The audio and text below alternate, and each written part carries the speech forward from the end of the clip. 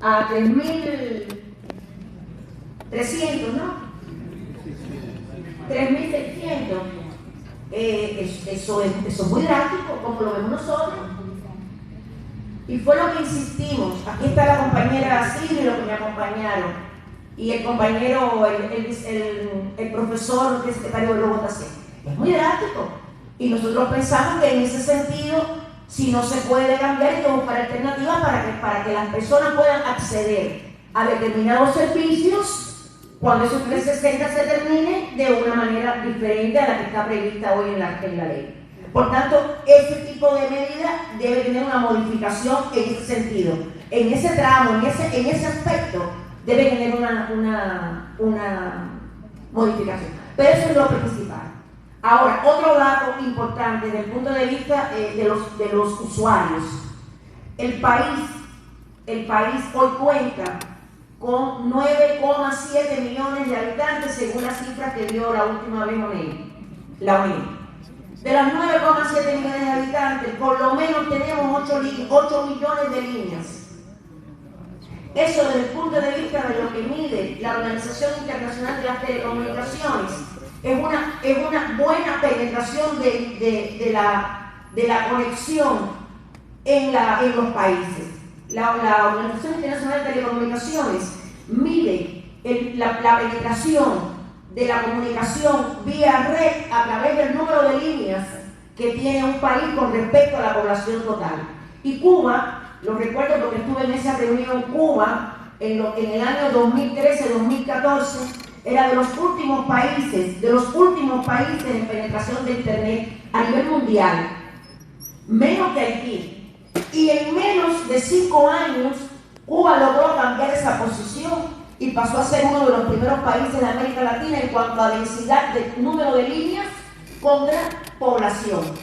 Ahora, de esos 8 millones de líneas, aproximadamente 6 millones,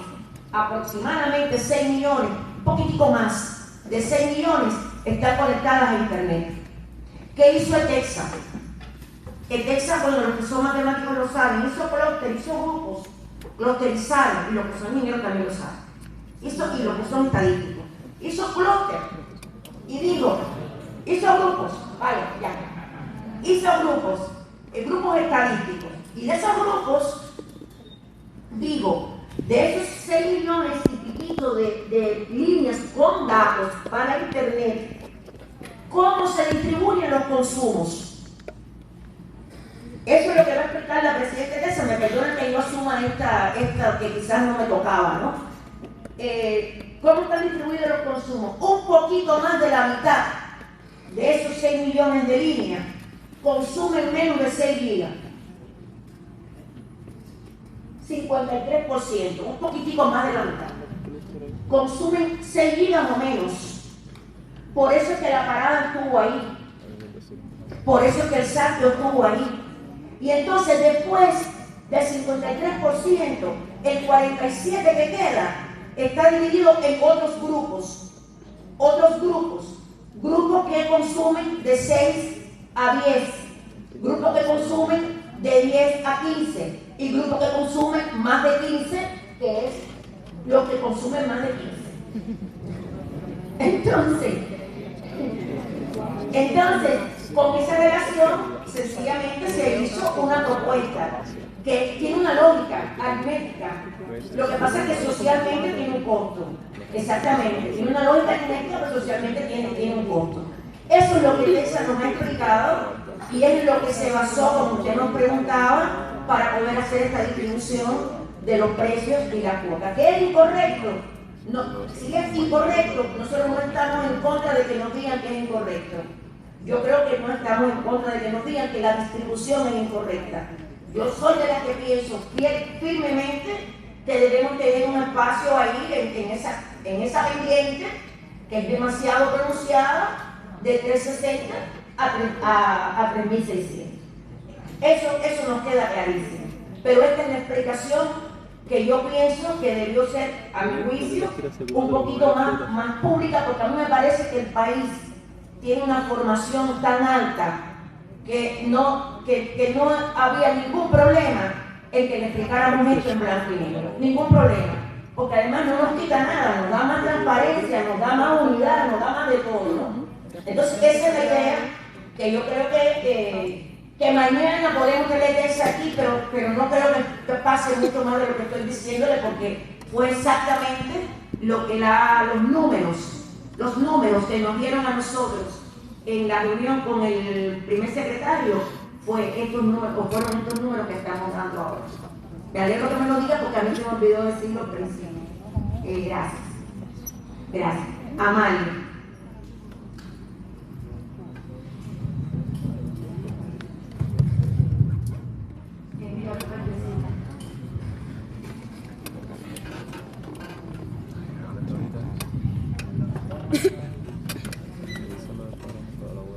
Sí, buenos días.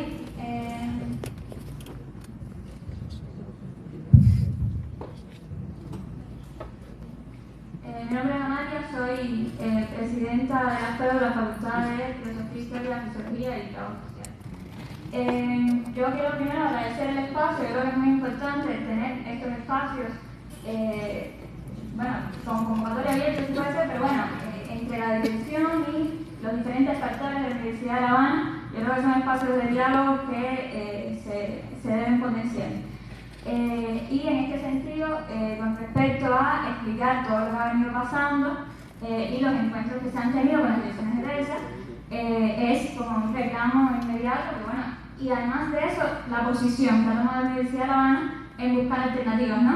De cómo vamos a responder a tratar de que eso afecte lo menos posible. Pero yo creo que es importante, y es parte de lo que comentó Leanne, de la postura de varios presidentes de facultades, que como es un problema que no solo afecta a los estudiantes, sino que afecta a toda la población, nuestra postura como Universidad de La Habana también debe ir en ese sentido. O sea, en el intercambio con los directivos de DELSA, directamente con la universidad, y nosotros como los estudiantes también queremos un intercambio directamente con los directivos de DELSA. Porque creemos que, por una parte, la medida hay que cambiarla, no debe ser esa, la medida que toma una empresa estatal socialista, teniendo en cuenta de que no es por determinados sectores. Si la empresa está en crisis, concuerdo, hay que decirlo claramente, pero hay que transparentar primero por qué se ha llegado a que la empresa tenga esta situación. O sea, cuál ha sido el proceso de la toma de decisiones y el estado financiero, y por tanto convocar entonces a los estudiantes que se han venido quejando por tal situación a un encuentro donde participen en la búsqueda de la solución, que no sea para determinados sectores, sino que sea para toda la población.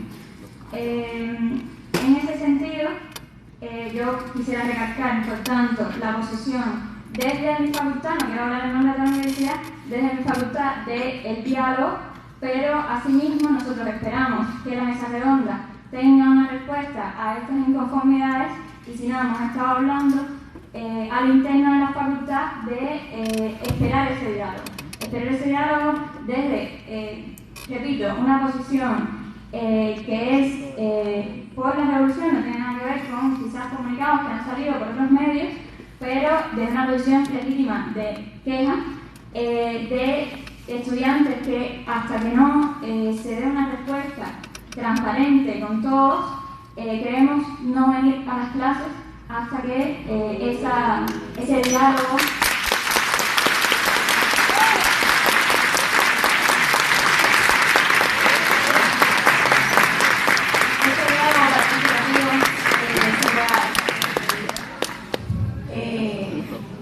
a ver, esto, si no vienes a clase, no reciben clase. Esto es muy importante, ¿no?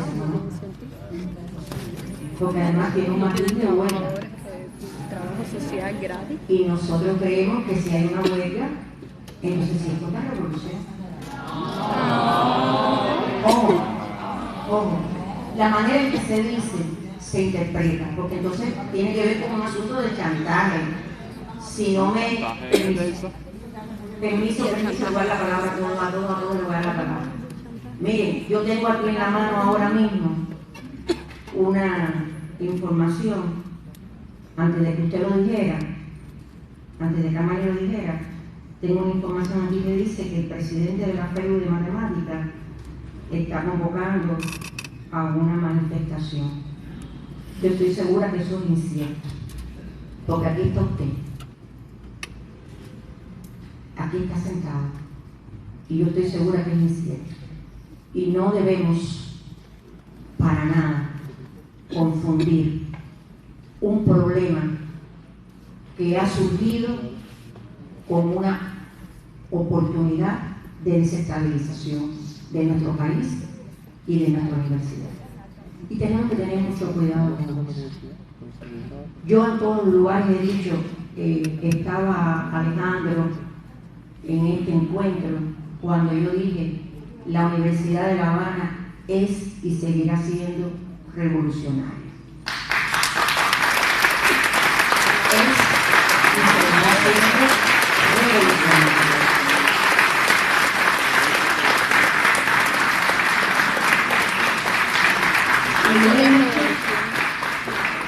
Y lo he dicho muchas veces en todos los lugares.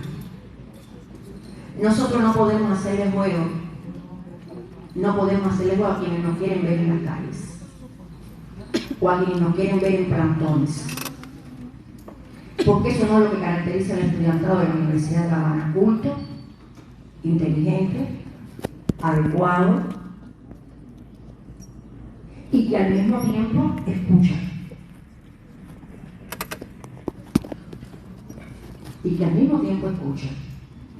Entonces, Amalia, yo respeto cualquier manifestación que se haga aquí verbalmente, pero yo creo que es incongruente con el momento que estamos viviendo, una posición de enfrentamiento de esta naturaleza, de decir, si no me hacen esto, yo voy a hacer esto, porque entonces es una represalia hacia una situación o en medio de una situación que es delicada en el país.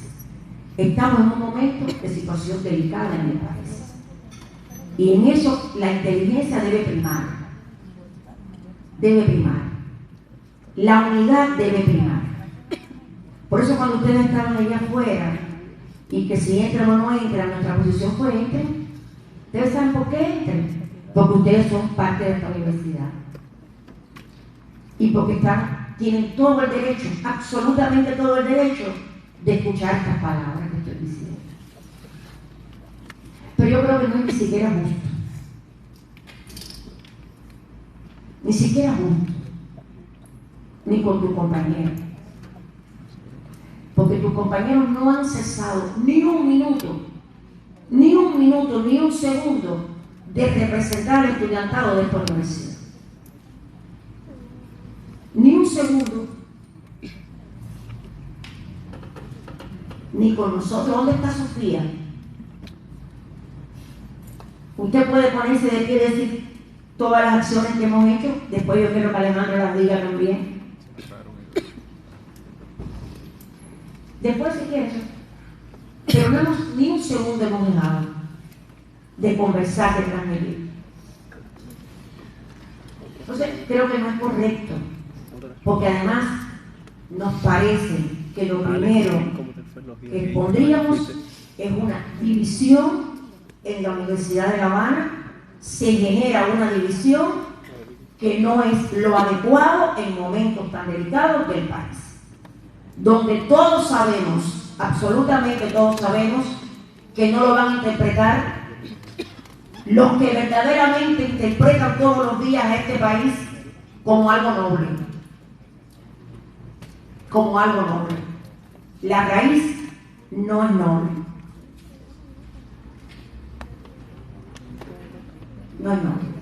Entonces le voy a dar la palabra a un profesor ahora y después a usted. Sí. Micrófono.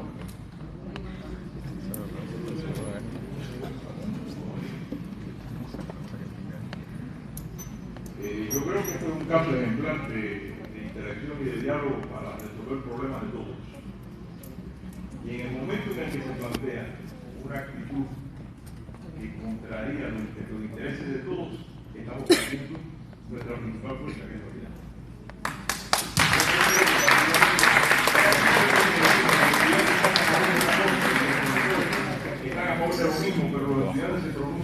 de una forma, diríamos, no institucional, es que entonces pretendemos luchar por lo mismo, pero luchar desde lo mismo. Yo creo que eso es un fracaso, automáticamente un fracaso. Yo creo que lo mejor que está ocurriendo aquí es que institución y estudiantes están al único por resolver el problema para los estudiantes y sí también para todo el país. ¿Cuál es la mejor solución para todo el país? ¿Es la que tomó de Texas? Quizás no. Quizás no. Todos tenemos elementos para tener puntos de vista que tengan. Por supuesto, cuando hay diversidad de puntos de vista, al final hay un punto de vista que hay que va a predominar, que son los que toman la decisión. Estamos provocando, yo creo que está muy bien, con este diálogo, con esta interacción, de que los tomadores de decisiones tengan mucho más elementos que los que han tenido hasta ahora. Quizás fueron elementos matemáticos, de agrupamiento o aplicados a la lectura. Y ahora sí tienen que tomar elementos un poquito más trascendentales. Yo creo que esta discusión es claramente comprensible. Y es que estamos frente a una empresa que no ha querido reconocer que está en quiebra. Y está en quiebra por muchas razones que no son ajenas a nosotros. Todos sabemos cuáles son los problemas con la disponibilidad de medios. Todos sabemos cómo han ido ellos resolviendo sus problemas de ingreso en son los que necesitan para poder crecer y hacer inversiones en equipamiento y demás. Y todos sabemos cómo es el sucedido del Big Bang, porque todo el mundo tiene manejo en todas partes. Y el sucedido del Big Bang de los términos de que ha habido entidades digamos, ni siquiera entidades normales que han estado sufriendo los mecanismos que TESA ha tenido para abastecerse. Pero bueno, son cuestiones técnicas que a nosotros lo que estamos haciendo conjuntamente, todos aquí, estudiantes y profesores, estamos tratando de que estas medidas se requisen, se vuelvan a valorar, que se tengan en cuenta los intereses de todos. Y eso está muy bien. Y cualquier medida que pretenda dividir eso, creo que está muy mal. Hay otro aspecto que no debemos olvidar. Este es un país cercado por la potencia más poderosa del mundo. Yo diría que cercado por los sectores más reaccionarios de la potencia más poderosa. Ni siquiera cercado por la potencia civil, pero los sectores más reaccionarios son los que están en el poder en este momento. Y esos sectores están favoreciendo de forma impropia también una fracción pequeña pero poderosa en términos mediáticos de cubanos, lamentablemente cubanos, que lo que desean es nuestro colapso. Lo que desean es que muchos de los que están aquí, que están estudiando en la universidad, no puedan estudiar en la universidad porque no tengan recursos para hacerlo. Porque aquí la enseñanza es gratuita y universal. Y aquí accede a la universidad hasta el más infeliz y el más pobre de los cubanos en cualquier parte del país. Probablemente muchos de los que están aquí jamás hubieran tenido la oportunidad de estudiar en la universidad si sus padres no hubieran estudiado y sus padres no hubieran podido acceder a eso. Este es un logro que tiene esta revolución y al que no se puede renunciar. Entonces, en estas condiciones, cualquier acción del país es comida de la buena para nuestros peores enemigos. Y a eso yo no quiero dar por lo menos yo no quiero dar.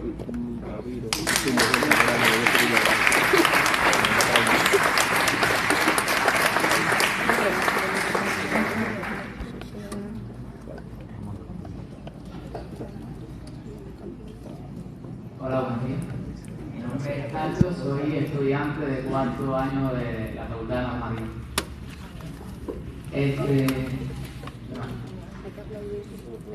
Yo quería primero agradecer el espacio de diálogo que nos están brindando. Me parece súper genial desde el punto de vista del estudiantado. Yo que no soy parte exactamente del consejo, poder acudir a estos espacios. Me parece extraordinario el trabajo que está haciendo la universidad para mejorar la conectividad para los estudiantes y el espacio que está dando todo el Ministerio del Gobierno para dialogar. ¿Okay? Ahora, también me parece que los espacios de diálogo respetuosos que pretendemos fomentar invisibilizan a las personas que no son capaces de tener un diálogo respetuoso porque sencillamente no acudieron a la educación por diferentes circunstancias. Y hay un sector muy grande en la población que no puede expresarse a través de espacios de diálogo porque no tienen las herramientas para dialogar correctamente, los argumentos correctos para expresarse y aún así se sienten insatisfechos y afectados con las medidas, ¿vale? Entonces, como FEU, en general los estudiantes que tenemos esas herramientas, lo que yo quiero es ratificar que debemos usarlas en pro del pueblo para hablar también por ellos expresar las insatisfacciones que ellos tienen y nosotros llevar la voz de todos ellos como universitarios preparados con nuestros argumentos lógicos. Y en caso de no tener respuestas a tanto diálogo, me parece importante que se puedan tomar acciones pacíficas, claramente, pacíficas, pero expresando nuestra postura seria, la postura de los que creemos que son nuestros amigos y familiares que no pueden tener las herramientas para expresarse también.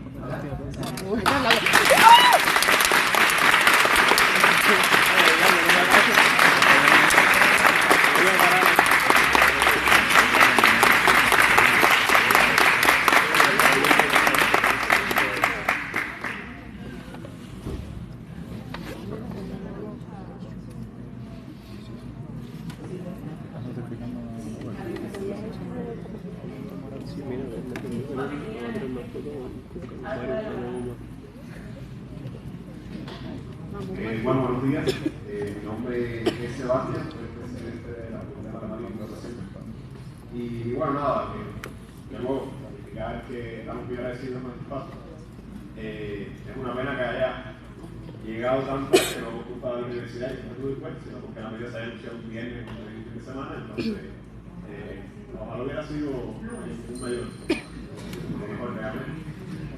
Pero bueno, nada, ya muchas cosas han hablado aquí de la posición de la FEP, y es que de verdad tenemos que estar a favor del pueblo en su totalidad, no a favor de un sector como su cantidad de personas. Y creo que eso es algo que debemos defender siempre. Voy a hablar un poquito de soluciones que me han llegado. Quizá no sea fácil, pero para que vean que tenemos estudiantes que se han interesado, ¿no?, en ofrecer soluciones. Y bueno, creo que una de las más interesantes, ¿no?, es establecer un consumo estilo el que tiene la UNE, ¿no?, por carta. Hasta este momento pagan así, hasta este momento pagan así. Creo que tiene más cabeza que la forma en que lo conciben. Y bueno, está quizás más accesible al pueblo, ¿no?, en ese sentido. Nada, entonces ahora sí voy a hablar un poquitito de mi perspectiva. Voy a hablar como Sebastián, como presidente de la FEP. Yo me considero una persona que, bueno, que es seguidora, ¿no?, de la doctrina socialista. Es algo que me causa gracia a mis amigos, ¿no?, que siga defendiendo esa idea a toda costa. Pero bueno, tengo que decir y reconocer que me he desviado un poquito hacia la socialdemocracia en el paso de los años. Entonces, nada, a mí me preocupa que veamos a Albertsas actuando de esta manera y lo consideramos normal y que sea con una justificación para salvar la empresa. Cuando el objetivo principal de la empresa no es existir, es que el pueblo cubano pueda comunicarse de una manera que sea viable, ¿no?, para comunicarse. Entonces, me preocupa eso, esa debería revisar sus principios, ¿no?, porque si no, ¿para qué el monopolio de la comunicación en el mundo? Eso era algo que quería decir. Nada, decir que, por lo menos desde mi posición, no voy a aceptar una medida, otra solución que no sea echar para atrás la medida y crear o concebir algo más aporte a lo que debe ser. Y bueno, me voy a poner del lado de Mani y voy a decir que en el momento que se acaben las sesiones de diálogo, en el momento que no podamos resolver nada, ya que estamos explotando, ¿no?, y que no queríamos hacer nada, está bien. Es un derecho que tenemos y lo consideramos un puesto en nuestra producción. Pero cuando se nos acabe, vamos a pasar a otros pedidos que vamos a ver cómo puede ser la tercera clase. Bueno, creo que esa es la vía más tranquila que podemos tomar. Realmente yo quiero direccionar otra posibilidad que tenemos. Antes de terminar,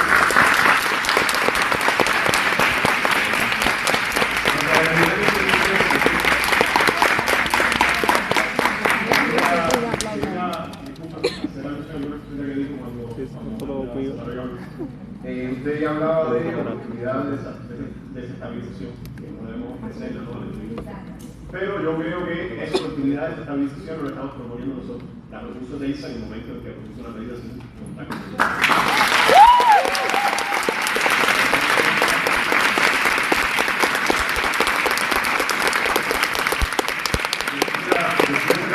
La universidad se seguirá siendo revolucionaria, es algo de lo que me siento muy orgulloso. Pero a fin de cuentas, la revolución en el sentido de un momento histórico que cambia todo lo de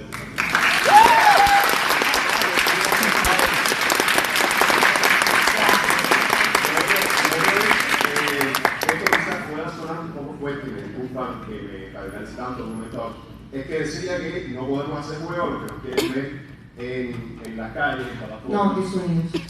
Desunidos. A ver. Bueno, nada, yo tenía otra cosa y bueno, eso voy a un centro, pero me hace falta hacer eso. Lo otro es que la medida esa de manifestarnos no en contra, cuando se acaba el momento de diálogo, decía que pudiera verse como represalia. Hacia nosotros. Pero, Contra nosotros. exacto, pero en caso de que nosotros lo hagamos, ustedes pueden analizar que no va a haber represalias a nosotros por manifestarnos. No sé. Yo estoy segura que no. Eso no. Yo estoy segura que no, porque nosotros no somos personas que atacamos a los estudiantes, los defendemos.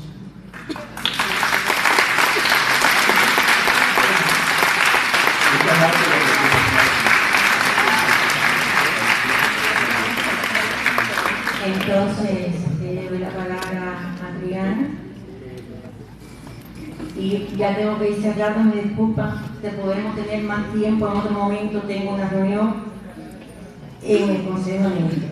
Me disculpan, a la 1:15 tengo que estar sentada ahí.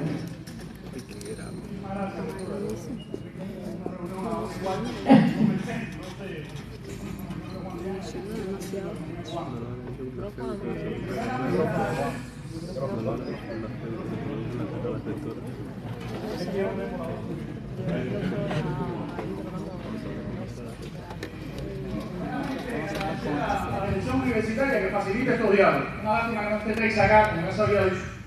Hubiese sido muy bueno que participara de esto. Yo creo que hay que primero felicitar a los estudiantes de la Federación Estudiantil Universitaria. Primero, por haber tenido el valor, liderado la Facultad de Comunicación, por haber tenido el valor de destacar de una manera respetuosa lo que está pasando, de una manera proporcional lo que está pasando en el país. Me parece que eso es algo digno de admirar y digno de felicitar, que lo hayan hecho de la manera que lo han hecho. Creo que esa es la manera de la que hay que hacerlo. No se debe poner la carreta por delante de los bueyes. No estamos en un momento de poner la carreta por delante de los bueyes. A esto le comentaba algunas cosas de la cartera por privado. Y hay una anécdota que hacía mucho Alfredo de Vara en su casa aquí en el Pedado, a principios de los años 2000. Yo era más joven que ustedes. Sobre la última vez que protestaron los estudiantes universitarios en la Universidad de La Habana, quizás lo más experimentado aquí, se acuerdan de eso. Eso no lo atendió el rector del momento, ni lo atendió un ministro. Lo atendió Fidel Castro, que no se lo olvida a nadie a eso. Y Fidel en un momento privado dijo una cosa muy importante. A los estudiantes hay que escucharlos. Digan lo que tengan que decir. Hay que escucharlos en todo momento. Porque son un gran caleidoscopio de la sociedad cubana. Y concluyó diciendo que en el momento en que no se escuchan los estudiantes cuando salgan a protestar o a reclamar, vamos a haber perdido la batalla y casi la guerra. Porque ya no se va a tratar en este caso de lo que hizo Texas o de lo que está pasando con el salario o otros tantos problemas que acechan a la sociedad cubana. Todo se va a reducir a estar a favor o en contra de los estudiantes. En ese momento perdimos la guerra. Quiero, además,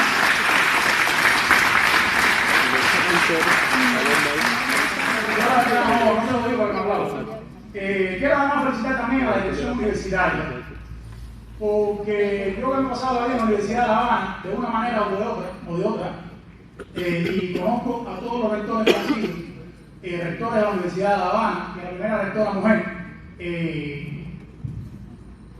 desde que tengo uso de conciencia crítica, no recuerdo un momento tan complejo para la dirección universitaria como este. Hay que felicitarla por la manera en que ha atendido y escuchado a los estudiantes. Esto es una cosa importante. Esto es una cosa muy valiosa. No estamos hablando de cualquier rector. Estamos hablando de rectores que son miembros del grupo político, que es miembro del Consejo de Estado. Y eso es algo muy importante. Y bueno, después de la presentación de Alejandro, algunas dudas se me aclaran y todo el éxito en esta negociación de esas medidas. Ojalá que suceda. Pero sí quiero destacar y reforzar algunos argumentos. Porque bueno, los estudiantes no solo, la esencia me parece a mí, de reclamo de los estudiantes, como se ha dicho, no es el acceso a datos únicamente para estudiarlo, para que uno hable, o para investigar los profesores.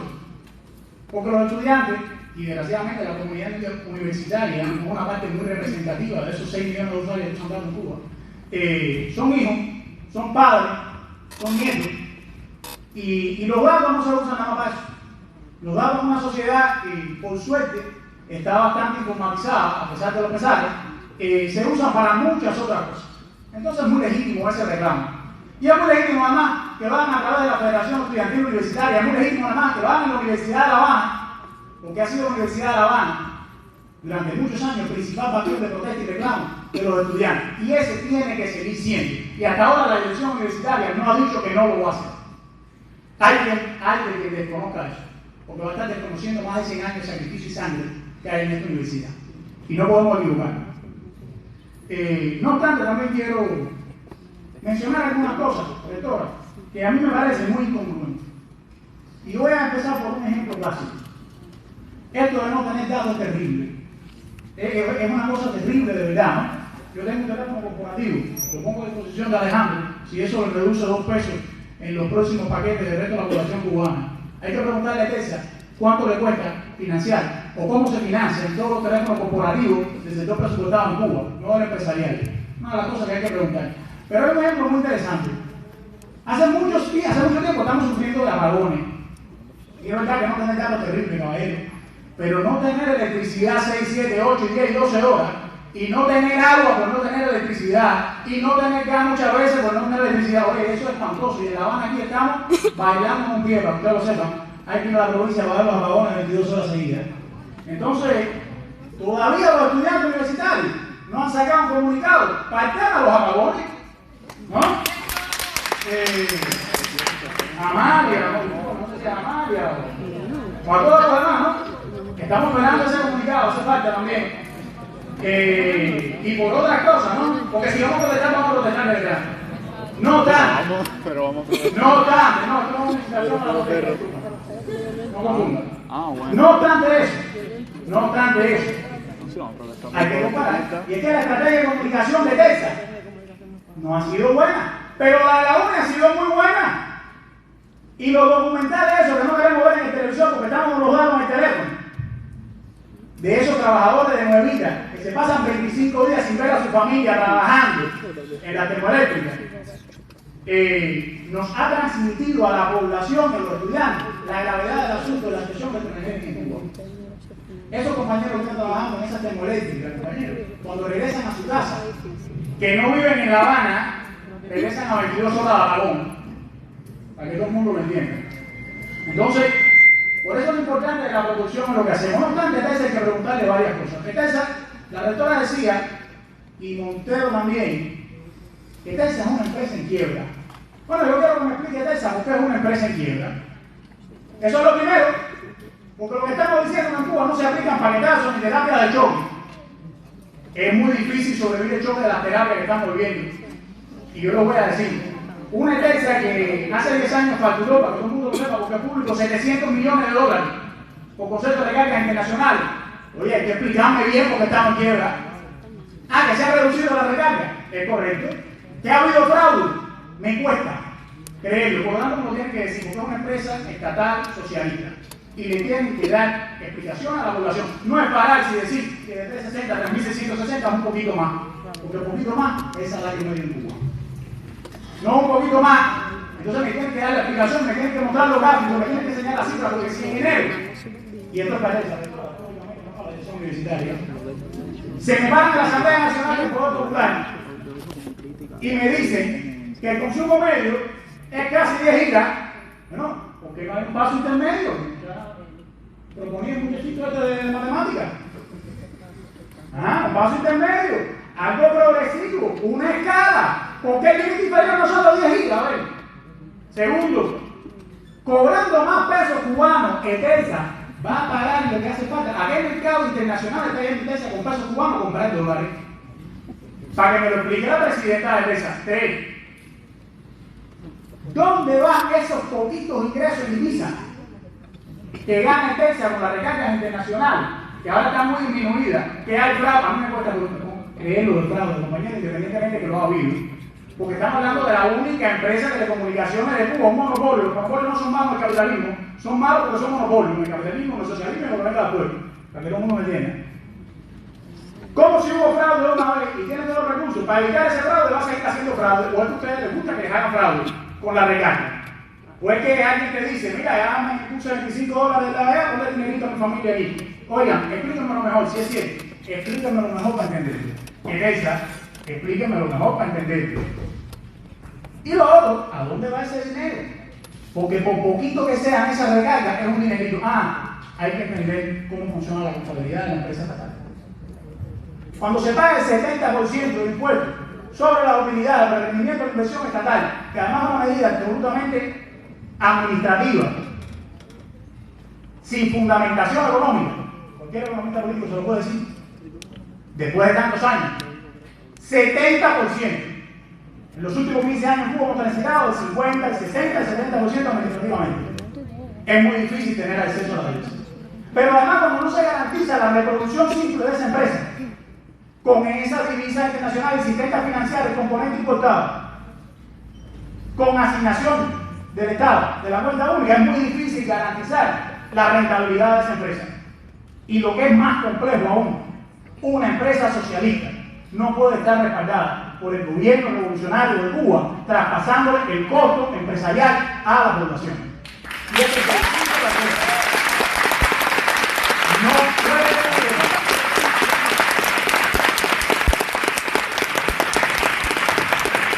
No pueden hacerlo. No es pararse a decir que están en quiebra. Disculpe, doctor. No es pararse a decir que estamos en quiebra. Es explicarlo bien. Porque nos enseñaron a pensar y pensamos. Y tenemos datos. Los datos no son secretos. Ese enemigo que está del lado allá, para que todo el mundo lo entienda, y entren al Bureau of Economic Analysis del Congreso de los Estados Unidos, el National Bureau of Economic Research de los Estados Unidos. Tienen los datos de ATESA del 2024. El enemigo. Entonces los datos no son tan secretos. Y Raúl Castro dijo aquí en el 2011, la televisión no me dejará mentir, hay que acabar con el secretismo. Y lo que hemos hecho es multiplicarlo por 10. Todo eso atenta, como lo tenemos aquí, atenta con una cosa fundamental, que son los profesores a la hora de hablar con esos estudiantes y explicarles, muchachos, la forma es la correcta, a través de los canales. La forma no es tirarse para acá. A la hora de darle la explicación correcta a los muchachos, porque los muchachos también piensan y tienen cerebro. Y eso Texas tiene que entenderlo. Gracias.